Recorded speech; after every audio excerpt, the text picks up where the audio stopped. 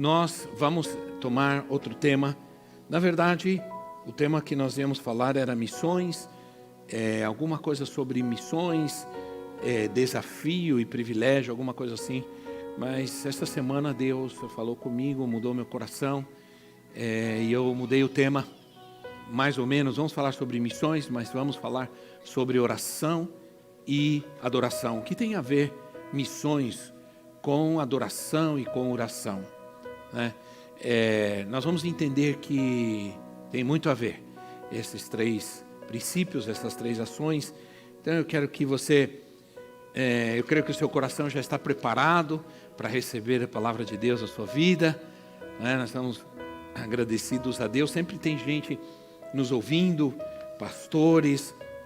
Alguns pastores sempre me dizem que eles estão ouvindo a gente, às vezes em outros países, em outros lugares, estão nos ouvindo através da internet. Então, nós vamos hoje, e nós vamos seguir, nós vamos continuar trabalhando, nós vamos continuar com essa visão, com essa intenção no nosso coração de uma igreja acolhedora.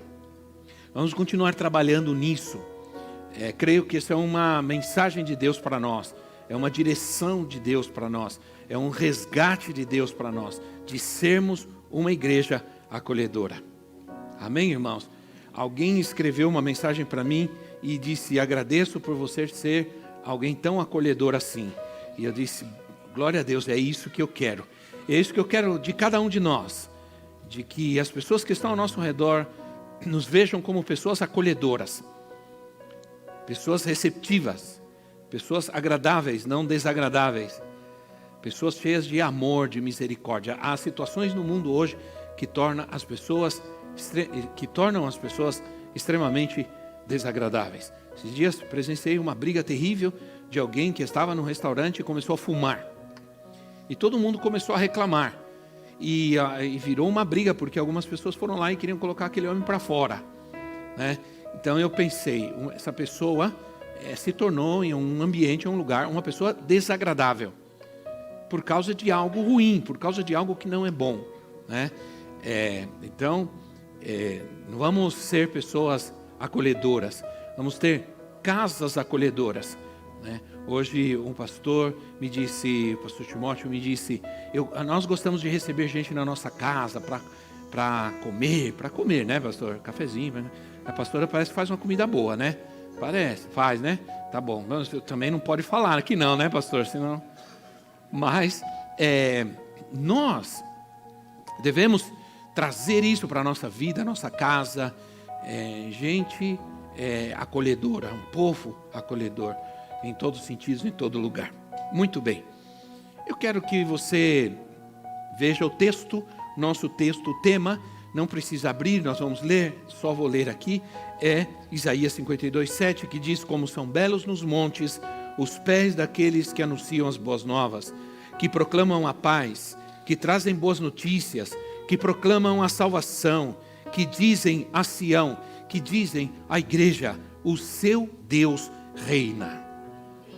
Diga quem está ao seu lado: o seu Deus reina. Agora, onde Deus reina? Deus reina em você. Deus reina em mim. Deus reina em nós.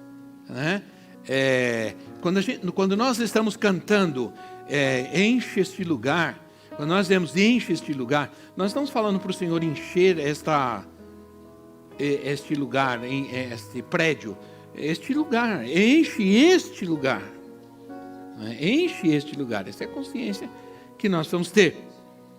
Então, irmãos, vamos começar. A questão da vida nem sempre é o quanto estamos mal ou não estamos bem, mas o quanto entendemos que precisamos mudar. Isso é muito importante. Avaliar o quanto estamos mal não muda muita coisa, mas entender o que precisamos mudar é transformador. O grande segredo da mudança é perceber, é ter a percepção que falhamos, que erramos. Porque quem não tem a percepção que errou, que falhou, não muda nunca. Sim ou não? Somente quem percebe e quem tem a consciência de que errou e falhou, precisa, sabe e pode mudar. E mudar, né? E o grande segredo da mudança é essa. É perceber que falhamos, que erramos, que tomamos uma direção equivocada. É reconhecer. Alguém que fez isso na Bíblia foi o filho pródigo. Ele saiu da casa do seu pai, foi embora, sofreu, padeceu lá fora. Em algum momento ele reconheceu que ele precisava voltar. Ele reconheceu que havia cometido um erro, que tinha tomado um caminho errado, equivocado, e aí ele precisava voltar. E ao saber e ao reconhecer que eu tomo decisões equivocadas, fica mais fácil para mim voltar atrás. Se você abandonou o primeiro amor, diz a palavra de Deus, né? Lembra de onde você caiu, se arrependa, volta e pratica as primeiras obras, né? As obras que você praticava no princípio. Isso está em Apocalipse, capítulo 2, capítulo 3. Nós vamos ter, na verdade, reconhecer, voltar atrás, perceber nossas falhas e erros, isso é bíblico, não é humano, tanto humano quanto bíblico. Há muitas coisas em nossas vidas que são mais bíblicas que humanas, né?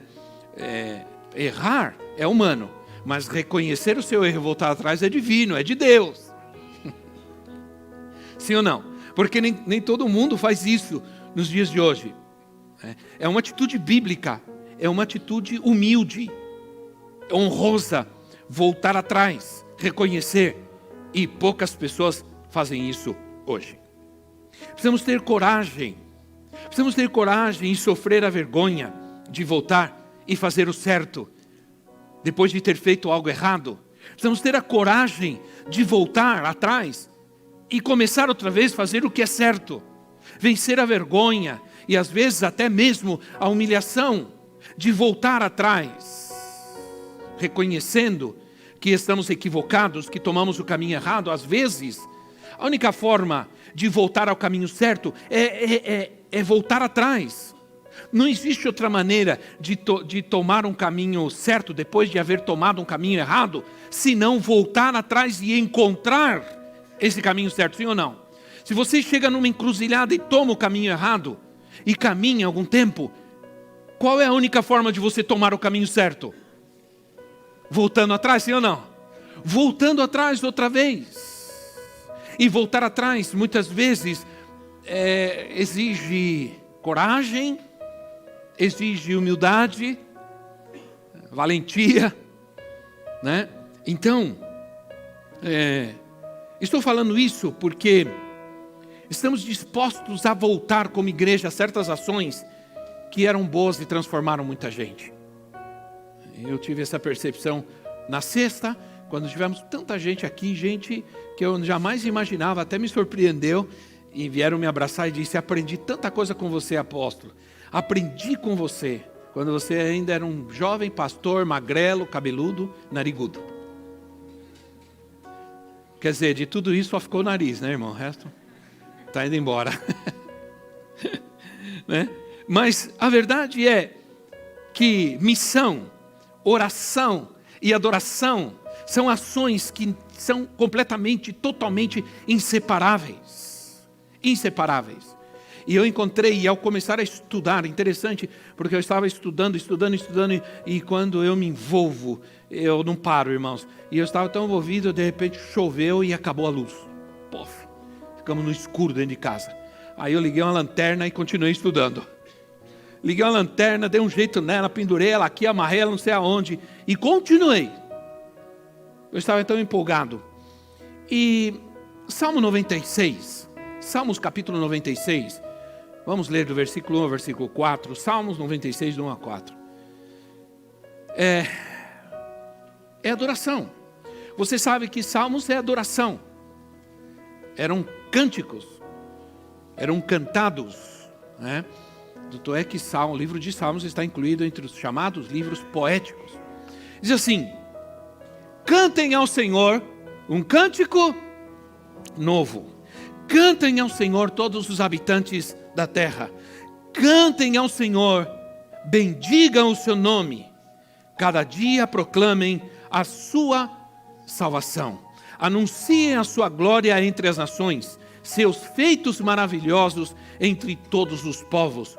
Porque o Senhor é grande e digno de todo louvor, mais temível do que todos os deuses. Todos os deuses. Nesse salmo está inserida adoração, está inserida proclamação, está inserido missão, está inserido temor, obediência. Esse salmo não está falando apenas de cantar. Quando diz assim, cantem ao Senhor, não está falando apenas de cantar. A ideia é de que aquele que canta, às vezes a ideia que a gente tem é que aquele que canta é um adorador e aquele que prega é um missionário, nem sempre. O salmista diz que aquele que canta como um estilo de vida, isso é, aquele que adora, proclama às nações a salvação do Senhor. A minha canção não é apenas cantar, mas é uma proclamação. Eu estou fazendo uma proclamação. Por isso a gente crê que a adoração, ela transforma vidas.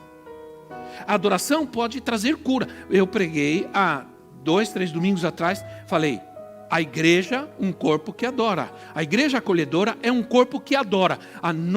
Na nossa adoração acontecem coisas. Falei para vocês que nós cantávamos um cântico em espanhol em Cristo Centro Guatemala que dizia assim: quando o pueblo alaba a Deus, sucedem coisas maravilhosas. Quando o povo louva a Deus, acontecem coisas maravilhosas. Porque não apenas estamos cantando, estamos proclamando. Por isso eu pensei, maestro, que quando você dissesse assim, mais alto, cada vez eu pensei, agora vai, o povo vai cantar. Eu não sei o que aconteceu, acho que alguns estão com o pulmão mal, né, irmão? Põe esse pulmão para louvar a Deus, irmão. Põe esse pulmão para fora. Não sei, não dá, né? Não dá. Não é? Põe força. Porque a nossa disse, proclama, anuncia a sua glória entre as nações. Isso é, aquele que adora, aquele que canta, ele está proclamando, ele está anunciando às nações a glória do Senhor e a sua salvação. Nós não apenas cantamos, cantar é o que nós fazemos no banheiro, em outro lugar. Nós anunciamos, proclamamos, né? Então, o salmista está dizendo, aquele que canta como estilo de vida, ele proclama a salvação do Senhor. Se o que cantamos é o que vivemos, nossa canção não é apenas uma música, ela é um estilo de vida. Ela é uma adoração, ela é uma proclamação. Né? E é um estilo de vida chamado adoração que vai tocar o mundo. Que vai tocar o mundo ao meu redor. Você certamente não vai tocar o mundo e não vai adorar no show da Anitta. Né? Você vai adorar onde ele é adorado. Sim ou não? Onde ele é adorado. Então, um adorador, eu disse faz 2 semanas, não tem dificuldade nenhuma, um adorador não tem dificuldade nenhuma em optar não ouvir uma música que não é para Deus. Nós podemos qualificar a música de muitas maneiras. Eu não sou esperto nisso, embora eu seja músico, né? Embora eu aprendi a tocar, aprendi música desde criança. Meu pai praticamente me obrigou a não estudar música, porque eu queria estudar música, me obrigou a tocar trombone. E eu tinha 8 anos de idade e me comprou um trombone imenso que eu não aguentava nem segurar. Aí tinha que encostar o trombone no banco da frente para poder aguentar, porque eu não aguentava nem segurar um negócio tão baixinho. Aí tinha a orquestra, eram os irmãos, eu, os irmãos. Então eu queria tocar um instrumento mais glamouroso, mas não me deixaram, porque eu era muito pequeno. E disseram, esse menino não tem força para trocar esse instrumento, tem que tocar esse mesmo trombone. Aí fazia mais força ainda. Se falta missionários, presta atenção no que eu vou te dizer. Se falta missionários, é porque falta adoradores. E se falta adoradores, é porque faltam intercessores. É uma coisa ligada à outra, de uma maneira que... Vamos falar primeiro, rapidamente, sobre oração. Porque o que eu quero mesmo falar é sobre adoração. Mas diz assim, 2 Tessalonicenses 3:1, o apóstolo Paulo faz um pedido.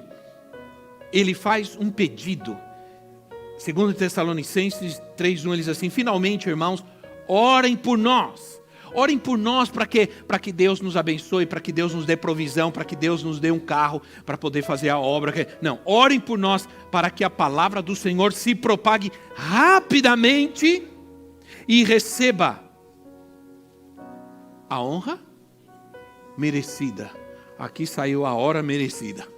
A honra merecida, como aconteceu entre vocês. Isso é, orem por nós, para que a palavra do Senhor se propague. Nós precisamos orar para que o Evangelho seja propagado, irmãos. Nós precisamos orar para que o Evangelho avance. Precisamos orar para que o reino de Deus avance. Precisamos orar para que o reino de Deus, o Evangelho alcance nossa família, nossa casa, nossos parentes, nossos amigos. Agora, essa oração, ela precisa ser combinada com ações, com adoração. E a adoração, ela é prática, assim como a oração também. Mas a adoração é quando eu pratico aquilo que eu orei. Isso é, eu oro pela salvação da minha família, dos meus amigos. Agora eu vivo uma vida de adoração a Deus, que dá testemunho para que eles vejam em mim aquilo que eles precisam ser e alcançar nas suas vidas. Entende? A adoração me faz ter um estilo de vida que combina com aquilo que eu oro. Porque não adianta nada orar pela salvação da minha família, mas quando me reúno com eles, entro no mesmo esquema. Rola a cervejinha, eu estou nela. Rola o pagode, eu estou já rebolando. Entende o que eu quero dizer, irmãos? Não quero dizer que você não deve conviver com a sua família. Não quero dizer que você deve ser um ET ou um extraterrestre, alguém que não se relaciona com aqueles que não têm a Cristo, não. Ao contrário, o que eu preciso te dizer é que você precisa mostrar a eles um estilo de vida diferente, que você só pode mostrar se relaciona com eles. Mas se relaciona com eles não ao nível deles, mas ao nível de Deus, do Espírito. Aí sim, o mundo é transformado. Então, o apóstolo Paulo está pedindo aos irmãos, ele está pedindo à igreja que ore para que o evangelho se propague. Quantos de nós estamos orando assim? Né? Salmos capítulo 2, versículo 8, diz assim, pede-me e te darei as nações por herança e os confins da terra como tua propriedade. Esse é um salmo messiânico. Está falando a respeito de Cristo. Ele está dizendo, pede para mim e eu vou dar a você as nações da terra. As nações da terra serão suas. Se essa é a nossa tarefa, como missionários, como pastores, como pregadores, como cristãos, a nossa tarefa é orar e levar o evangelho para que as pessoas sejam de Cristo. Para que as nações sejam de Cristo, para que onde opera o diabo, onde opera a malignidade, o pecado, Cristo seja entronizado. Como daremos a Cristo as nações da terra se nós não vamos, se não falamos? Então, quando Jesus ora, em João capítulo 17, Jesus ora. João capítulo 17 é um dos capítulos mais interessantes, mais importantes da Bíblia. Jesus, irmãos, Jesus quase nunca orou em público, né? Mas Jesus orou muito em privado, muito. Se nós, não adianta nossas orações em público, elas não terão muito efeito se nós não temos uma carga de oração lá, sozinhos com o Senhor. Jesus muitas e muitas vezes se afastava para orar horas e horas e horas e horas. E muitas vezes em público, a oração de Jesus era assim: te agradeço, meu Pai, manda distribuir. Te agradeço, meu Pai, não precisava nem orar, mas como tem esse monte de gente incrédula aqui, eu vou orar. Lázaro, sai para fora. Jesus não ficou fazendo a oração da ressurreição de mortos 3 horas.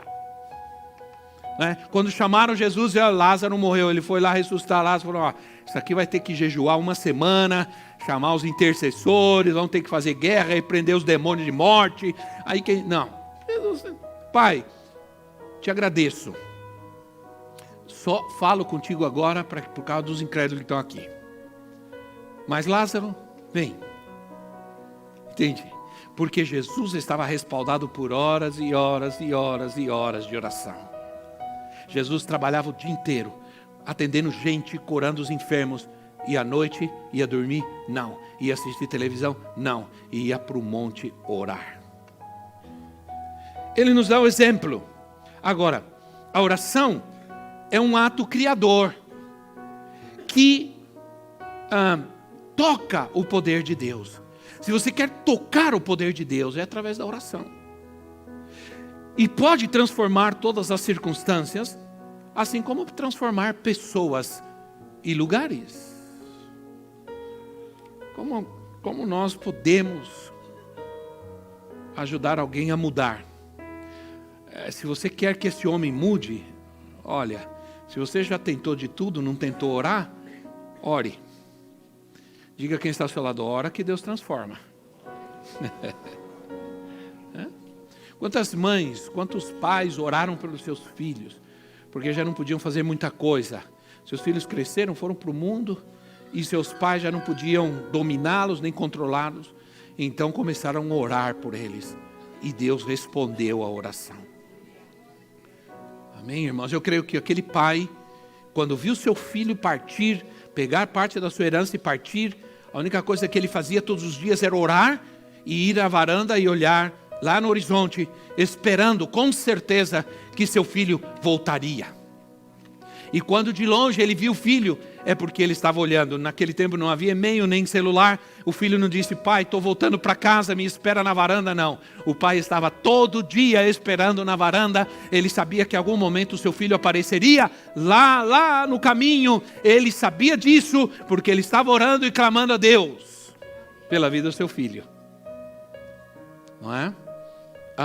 Nossos filhos sempre aprenderam conosco que quando a gente diz assim: filho, nós vamos orar, eles já sabiam, por bem ou por mal, que a coisa vai ficar pesada ou boa, né? Às vezes nas dificuldades, nas lutas, nas frustrações que eles manifestam para nós, a gente diz assim: filho, nós vamos orar e Deus vai responder. E Deus responde, né? Diz assim, Paulo diz em Colossenses 4:3, ele diz assim: ao mesmo tempo, orem também por nós, para que Deus abra uma porta para a nossa mensagem, a fim de que possamos proclamar o mistério de Cristo, pelo qual estamos presos. Ora, uma vez eu vi alguém criticando esse negócio de orar: Senhor, abre uma porta, Senhor, abre. Paulo orou para que uma porta fosse aberta, né? Paulo orou para que uma porta se abrisse para a mensagem. É importante orar. Orem para que Deus abra uma porta para a mensagem, para que possamos anunciar o Evangelho, para que possamos falar de Jesus. Ore para que Deus te dê uma oportunidade, ore para que Deus te dê uma chance de falar a quem está do seu lado do seu amor. Ore para que Deus dê uma oportunidade. Aleluia, Deus vai fazer isso, eu tenho certeza, né? Esse mistério que Paulo diz é o Evangelho. Ele diz: para que eu possa proclamar o mistério de Cristo, o Evangelho de Cristo. E outra vez em Efésios 6:19, Paulo diz assim: orem também, né? para que quando eu falar, quando seja me dada a oportunidade, quando se abra a porta, quando me seja dada a oportunidade, orem também para que quando eu falar, seja me dado também a mensagem, a fim de que destemidamente torne conhecido o mistério do Evangelho. Ora, ele ora: Senhor, orem por mim para que se me abra a porta, e quando se me abrir a porta, orem por mim para que Deus me dê a mensagem. Mas nós talvez nunca oramos assim, irmãos. Esse é o grande problema às vezes da igreja, né? Então, orar para que o Senhor nos dê a palavra, a mensagem certa para o mundo, para aqueles que estão ao nosso redor. Uma mensagem boa para aquele tempo, para aquela oportunidade. Eu entendo que se vários crentes que conheço estivessem orando, não agiriam da maneira que agem. Eu entendo que muitos crentes, se estivessem orando de verdade, não teriam certas atitudes que têm. Não seria difícil para eles escolher a casa de Deus, escolher o tempo com Deus, que qualquer outro tempo, seja onde for, com quem for. Mas para algumas pessoas, obrigado por esse amém. Para algumas pessoas é muito fácil dizer: não fui na igreja porque chegou fulano, porque fui fazer tal coisa, porque estive em tal lugar. Esse tipo de gente não serve para Deus, nem para a obra de Deus. Porque para quem tem fé e crê, para quem adora, não é difícil escolher, dar prioridade ao tempo com Deus. Na oração de João 17, Jesus ora por 3 situações. Se você pegar todo o capítulo de João 17, ele é uma oração de Jesus. A única vez que Jesus orou, quanto tempo? Não sei em quanto tempo pode se orar, nunca marquei. Vou fazer, eu vou tirar essa curiosidade, fazer essa oração que Jesus fez e ver quanto tempo ele gastou. 5 minutos. Foi a oração mais longa que Jesus fez em público. João 17. E ele ora em 3 etapas. Ele ora primeiro por ele ora pelos seus discípulos e ele termina orando por todos aqueles que creriam nele. Isso é, Jesus ora por mim e por você. Agora, Jesus ora por quê? Para quê? Ele ora para que sejamos um. Ele ora para que a gente seja unido, para que sejamos unidos, perdão. Ele ora para que a gente tenha unidade, mas ele ora para que o mundo o conheça através de nós. Ele faz essa oração, que o mundo te conheça, Pai, assim como eu te conheço, que o mundo te ame, assim como eu te amo, e que o mundo seja um contigo, assim como eu sou um contigo, e que eles venham a conhecer a verdade. Então, ele ora por aqueles que seriam alcançados pela palavra. Quantos foram alcançados pela palavra do Senhor aqui? Amém? Pela pregação da palavra. Nós passamos a existir em Cristo a partir do momento que a gente recebeu a mensagem do Evangelho, a gente creu na mensagem do Evangelho. Eu me lembro, em 1989, em Guatemala, às 9 horas da noite, eu saí a gente começou um trabalho com células na Igreja de Cristo Centro. Eu já estava trabalhando como pastor, mas a gente foi ordenado no final, em dezembro de 88, em 2018 fez 30 anos, e aí eu estava com a van da missão, com a van da Grace dirigindo, e eu estava vindo de um lugar e ia para uma célula do outro lado da cidade buscar uma pastora, que não tinha carro, não dirigia, não tinha carro. E eu a profetisa, a Elisa, pequenininha, 2 anos de idade, o André tinha 11 meses, e uma menina que morava com a gente, que nos ajudava a cuidar deles. E eu vinha, e à noite em Guatemala, eu tinha que atravessar o centro da cidade, e à noite em Guatemala, os faróis semáforos apagam, e eles ficam só piscando. E eu entrei numa avenida, e veio um cara louco, bêbado, veio e entrou no meio da van, e a van virou. E saiu se arrastando, e se arrastou assim por vários metros, né? E eu fiquei agarrado no volante. O André estava no colo, estava na frente, no colo da profetisa, né? Porque criança não pode, sem cinto de segurança, porque nessa época, irmãos, ainda mais em Guatemala, cinto de segurança, nada disso. E o vidro da porta da van, um vidro enorme, vidro grande, estava fechado. E ele caiu no vidro e foi se arrastando. Se aquele vidro tivesse aberto, ele teria caído, batido no asfalto, o carro teria batido em cima dele. O vidro não quebrou. Eu me lembro que a minha maior preocupação que foi com eles, quando eu olhei, ela estava caída, ela se agarrou no banco, mas ele estava no vidro, assim, deitado no vidro. E atrás, a minha filha e a menina, e ela ficou muito assustada, e correu um monte de gente. Eu me lembro que as pessoas nos estavam ajudando a sair do carro, chegou o bombeiro e tudo. As pessoas estavam saindo ajudando a tirar do carro. Eu me lembro que uma senhora pegou o André, e ele, como ele era pequenininho, tinha 11 meses, imagina, pegou e começou a passar a mão para ver se não tinha acontecido nada com ele, porque ela não acreditava que ele nem chorando estava, que ele nem tinha entendido o que tinha acontecido, né? E a mulher passava a mão assim, perninha no bracinho dele, segurava para ver se tinha acontecido alguma coisa. E ela estava impressionada porque não aconteceu nada. Aí os bombeiros vieram: vocês estão bem? Está tudo bem? Não, tem que ir para o hospital. Não precisa ir, nós estamos bem, não aconteceu nada. Não doía, dói depois, né, irmão? Não doía nada naquela hora. E o carro, quando eu olho, o carro do homem estava destruído. A frente do carro acabou. Frente do carro.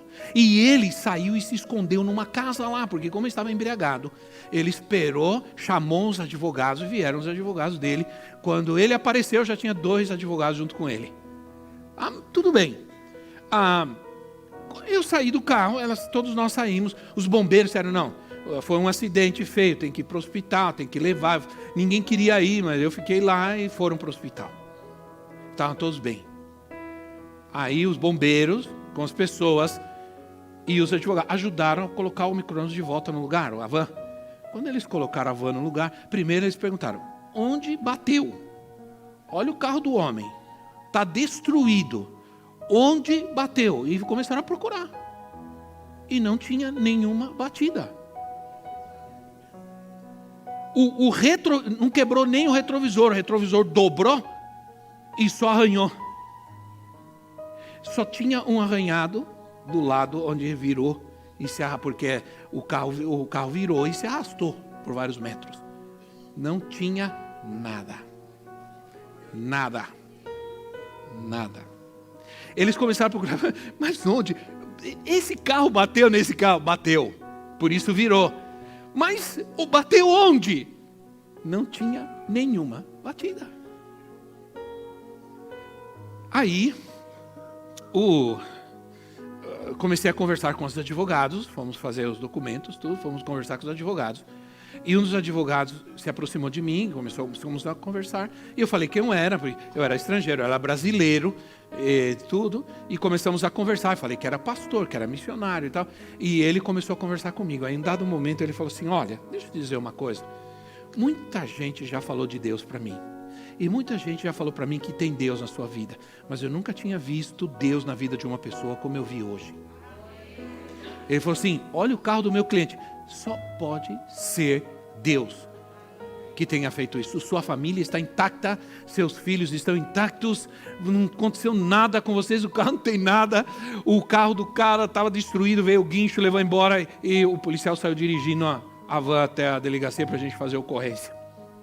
Ligou, o carro funcionava perfeitamente. No domingo de manhã, no outro dia de manhã, bateu em casa, e um monte de gente, como a gente não tinha telefone, não tem celular, essas coisas, batendo em casa, porque saiu no jornal, na capa principal do principal jornal de Guatemala, Prensa Livre, saiu: espetacular acidente, o carro virado, espetacular acidente ocorrido, espetacular acidente ocorrido na rua tal, avenida tal, com a van dirigida pelo brasileiro Rubens, e mais saiu meu nome, saiu o nome dela, do André, saiu o nome de todo mundo. O Gabriel não, Gabriel a gente nem sonhava ainda com ele, né? Estava no sonho, estava no projeto ainda. Era um projeto ainda, né? Aí, esse homem se aproximou de mim e começou a chegar gente em casa. O que aconteceu? Aí fui ver, estava lá. Primeira página do jornal, como se fosse no Estadão lá, né?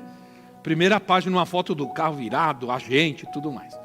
E aí, o vizinho, que era um amigo interessante, a gente fez amizade com ele, ele falou para mim, eu tenho 40 anos de idade, sou guatemalteco, vivo em Guatemala, nunca saí no jornal. Você não está aqui nem 2 anos, já saiu numa página principal de jornal, ele brincou comigo. Mas aquele advogado se aproximou de mim e disse assim, hoje eu vi que sim, Deus está na vida de alguém. Aí ele começou a falar comigo. Onde você vai? Como é que você faz?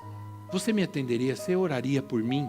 Meu casamento não está bem, eu estou mal, preciso de ajuda. Eu falei, claro, com prazer. Conte comigo. Aquele homem viu a Deus na nossa vida. Há ações, há decisões, comportamentos, que as pessoas, ao ver Deus em nossa vida, elas vão nos buscar para serem alcançadas e tocadas também por esse Deus. Deus não será visto em nenhuma outra coisa a não ser em nós. Nós conseguimos enxergar a Deus, a glória de Deus em tudo que Ele faz, mas o mundo não vê assim. A única forma do mundo enxergar a Deus em tudo aquilo que Ele faz é tendo na sua vida. E eles só vão enxergar a Deus na sua vida. Muitos poderosos moveres de Deus na história da humanidade começaram com alguém orando. Começaram com alguém. Muitos grandes avivamentos, transformações que viveram cidades, países, começaram com gente orando persistentemente. Agora, quero falar sobre adoração, porque nós vamos falar sobre tudo isso durante esse mês, mas eu estou dando uma base, um fundamento. A oração, a adoração, adoração, adoração. Salmo 67. Salmo 67. Nós vamos ler todo o capítulo que tem 7 versículos. Que Deus tenha misericórdia de nós e nos abençoe. E faça resplandecer o seu rosto sobre nós, para que sejam conhecidas na terra os teus caminhos e a tua salvação entre todas as nações. Louvem-te, os povos, ó Deus. Louvem-te todos os povos, exultem e cante de alegria as nações, pois governas os povos com justiça e guias as nações na terra.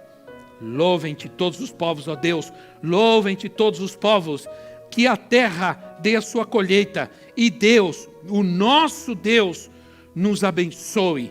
Que Deus nos abençoe e o temam por todos os confins da terra. Cada vez fica mais real, mais verdadeiro para mim, que a adoração é a principal tarefa da igreja. É a principal tarefa da igreja. Porque a adoração, sabe por quê? Porque a adoração nunca vai terminar. Nunca vai terminar. Um dia nós não vamos precisar orar mais. Um dia nós não vamos precisar mais evangelizar, fazer missões, não vamos precisar mais dar dízimo e ofertas. Um dia nós não vamos precisar fazer mais nada disso, mas vamos continuar eternamente adorando. Se abrir o céu nesse momento e você puder dar uma olhadinha no que acontece lá, o que você acha que está acontecendo lá nesse momento? Diga comigo, adoração! Não aplauda assim não, irmão. Aplauda!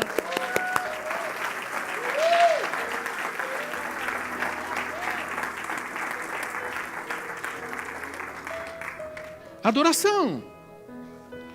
No inferno, sofrimento. No céu, adoração. Agora, se você acha a adoração chata, você tem algum problema. Porque o que nós fazemos aqui é apenas uma preparação, um treinamento. Porque quando nós chegamos lá, é que a coisa vai arrebentar. Lá a coisa vai ser poderosa. Aqui a gente só está treinando. Agora, irmão, vai mais forte nisso. Corre mais, irmão. Né? Então, ora, adoração é eterna, porque quem nós adoramos é eterno.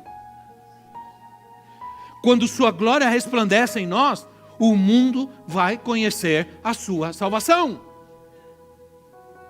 Quando Isaías estava no templo, você pode ler isso, em Isaías capítulo 6, o profeta Isaías estava no templo adorando. Deus se manifestou, a glória de Deus veio. E sabe o que aconteceu? Houve um chamado missionário. Um chamado, a quem enviarei? Na adoração, no templo, no momento da adoração, veio a glória de Deus. A quem enviarei? Se há um chamado, é preciso ter uma resposta. Qual é a resposta? A quem enviarei? Olha, só uns 10 disseram, viu, irmão? O resto não disse não. A quem enviarei? A quem enviarei? Ah, irmão, não está com tanta convicção assim. A quem enviarei? Envia-me a mim. Não é meu irmão do lado, nem da esquerda, nem da direita. Envia-me a mim. Então, ninguém pode divulgar com convicção o que não ama com paixão. Vou repetir. Ninguém pode divulgar com convicção o que não ama com paixão. O adorador é alguém apaixonado. Salmo 96, versículo 8 a 10, diz assim: deem ao Senhor a glória devida ao seu nome, e entrem nos seus átrios trazendo ofertas. Adore o Senhor no esplendor da sua santidade. Tremam diante dele todos os habitantes da terra. Digam entre as nações: o Senhor reina. Por isso firme está o mundo, não se abalará, e ele julgará os povos com justiça. John Piper, um escritor que eu gosto muito, eu tenho lido alguns livros dele, escreveu um artigo com o seguinte título: a missão existe porque não existe adoração. Aí eu achei interessante esse título, me chamou a atenção. Espera aí, deixa eu ver isso. A missão existe porque não existe adoração. Aí ele diz assim: missões existem porque há muitos lugares e vidas nesse mundo que não adoram a Deus. Não necessitaríamos missões. Não teria necessidade de dizer ao mundo que só Deus deve ser adorado, se ele fosse adorado. Missões existem para que os homens adorem a Deus em espírito e em verdade, onde ainda ele não é adorado. O missionário é alguém que está extremamente preocupado de que o Deus que ele adora ainda não está sendo adorado em alguns lugares. E ele, despertado por essa preocupação de que Deus seja adorado em algum lugar onde ele não está sendo adorado, ou outro Deus está sendo adorado, ele vai falar que o único Deus que deve ser adorado é o Deus verdadeiro. Olha, Deus não está buscando adoração. Deus está buscando adoradores. Deus está buscando adoradores. Então, pessoas, relacionamentos, adorar a outros deuses, e com isso eu quero fazer algo aqui. É uma afronta ao único verdadeiro Deus. Missões existem para que através de Cristo o homem seja levado a adorar a Deus. Adorar a Deus. Mas eu estava lendo um artigo, e esse artigo falava sobre Steve Jobs. Steve Jobs foi o dono da Apple. A Apple, Steve Jobs chegou a ser um dos homens, ou talvez o homem mais rico do mundo. Mas ele morreu aos 53 anos de idade. E quando ele estava na cama de um hospital, ele fez uma declaração muito interessante. Ele diz assim: cheguei ao topo do sucesso, sou um símbolo de sucesso, mas tenho pouca alegria. Estou em uma cama de hospital, lembrando toda a minha vida, e percebo que toda a riqueza, elogios, tudo que me trouxe o dinheiro, são insignificantes na iminência da morte. Agora eu entendo. Devemos seguir objetivos que não sejam só os relacionados a dinheiro. A cama mais cara do mundo é a cama de hospital. Você pode pagar alguém para dirigir o seu carro, fazer sua comida, mas nunca poderá pagar alguém para sofrer sua doença. Aí eu pensei, aí ele se enganou. Porque alguém sofreu a minha doença. Alguém sofreu o meu pecado. Alguém sofreu a minha dor. Sim ou não? Alguém sofreu. Ele morreu sem esperança, triste, numa cama de hospital, porque o seu dinheiro não pôde comprar sua saúde. Mas sim, Jesus Cristo sofreu nossa dor. Jesus Cristo levou nossa doença. Jesus ficou doente por nós. Jesus se tornou pecador por nós. Ele que não tinha pecado nenhum, se tornou pecador. Ele se fez pobre por nós, para que nós fôssemos ricos. Ele sofreu nossa dor. Ele sofreu nossa rebeldia, nosso pecado. E por isso, irmãos, o mínimo que lhe devemos é uma adoração que glorifique o seu nome. Sim ou não? Somos muito egoístas quando nos colocamos diante de Deus para adorá-lo. Porque por qualquer coisa, ou por qualquer pessoa, ou qualquer situação, nós simplesmente nos negamos a adorar aquele que sofreu a nossa enfermidade, que sofreu a nossa dor. Imaginem que ele sentiu todas as dores do mundo. E todas as doenças do mundo vieram sobre ele. Câncer, AIDS, diabetes. Todas as doenças do mundo vieram sobre Jesus. Em um momento na cruz, ele se tornou canceroso, diabético, aidético. Teve sarampo, teve varíola, teve tuberculose, teve úlcera. Todas as doenças, em um momento, Jesus tomou sobre ele. Sofreu a humilhação que Jesus sofreu de não ter nunca pecado, se tornou um dos maiores pecadores desse mundo, por causa de nós, porque ele tomou nossos pecados. Todos os nossos pecados foi sobre ele. E na cruz do Calvário, lá naquela cruz, nós fomos curados. E nossa cura, a nossa libertação não está no futuro, ela está no passado. Diga comigo, já aconteceu. A nossa cura, nossa salvação não está no futuro, está no passado, já aconteceu. Ele já te curou, já te salvou, já te libertou e já te abençoou. Aleluia. Vamos ficar em pé no nosso lugar um momento.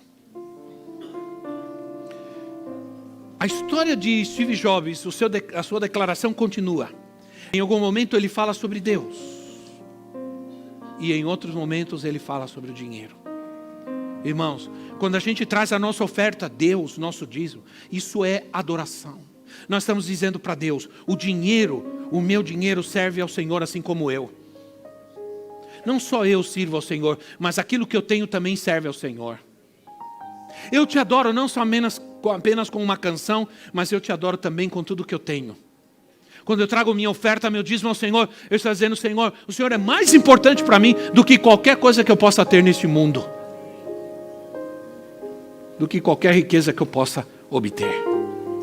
Então, neste momento, eu quero que você encontre uma razão para adorar ao Senhor. Eu deixei um tempo especial para isso. Eu quero que você encontre neste momento uma razão para adorar ao Senhor. E hoje neste lugar, alguns de vocês vão adorar ao Senhor. E o Espírito Santo vai falar com você e vai confirmar o chamado dele na sua vida. E se prepare, porque alguns de vocês hoje o Senhor vai dizer, chegou o tempo. Você vai deixar isso, porque você vai me servir. Prepare-se. Mas vai sair da adoração que você der a Ele agora. Está disposto? Você acha que você tem motivo para adorar ao Senhor neste lugar? Nós cantamos um cântico que dizia: vou cantar aleluia, vou dar aleluia. E eu falei: ah, meu Deus, agora vai. Agora tem gente que vai dar aleluia, vai explodir aqui. Que vai tocar que nem uma trombeta. Né, irmãos? E não saiu nenhuma engasgada, não saiu. Aleluia significa louvado seja. Você sabia que aleluia é a única palavra que existe no mundo que é falada do mesmo jeito em todas as línguas? Todas as línguas, japonês, coreano, aquelas doidices japonesas, né, Felipe? Aquelas. Nem o Felipe, nem ele não sabe, não fala nada de japonês, meu genro. Eu vou dizer uma coisa para vocês, irmãos, que vocês não sabem. Há anos atrás, a gente estava num congresso, num CONAP, e veio um profeta e orou por nós. Eu não sei, a Elisa não estava, ele orou por nós. Lembra? E ele disse assim: e a filha de vocês, eu vou levar ela para um país oriental. E ela vai me servir num país oriental. Isso faz, ó. E nós ficamos quietos. Porque quando Deus fala, aí ela me aparece com o japonês. Aí ela me aparece. Aí eu falei, aí quando aparece o Felipe e a história toda, eu falei, eu me lembrei. E aí esses dias a gente estava conversando, eles falaram: não, nós vamos para o Japão ainda, nós vamos para o Japão. Você falou, não falou. Não sei o que você vai fazer lá, mas falou. Aí eu fiquei quieto, falei: Senhor, tomara que quando eles vão lá para lá, Deus, o Senhor fale com eles. Mas o Senhor falou que ele via que ela estava servindo a Deus, pregando, ministrando num país oriental, né? E apareceu o oriental, né, irmão?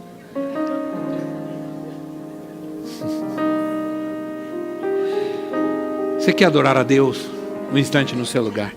Você tem alguma razão para adorar a Deus?